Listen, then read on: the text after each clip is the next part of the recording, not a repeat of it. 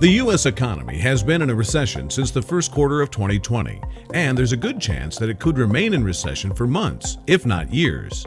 Gold is perhaps the most popular asset that investors choose to protect their portfolios during a recession, and that increased demand drives prices up. There are three major factors behind gold price rises during a recession. 1. Fear and uncertainty. 2. Flight to safety. 3. Investment hedging. So, when is the right time to buy gold during a recession? One of the great things about gold investment over recessions is the fact that gold continues to climb even after recessions are over.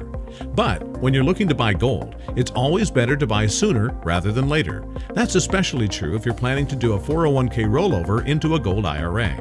With stock markets still at high levels, you can lock in gains that you've already made in stocks, while still being able to benefit from gold's growth in the coming years. If you wait until after stock markets have started crashing, you risk losing thousands of dollars in potential investments. Not only that, but rising gold demand can lead to supply shortages of physical gold on the market. So if you wait too long, you may find that there isn't as much gold available as you might have hoped.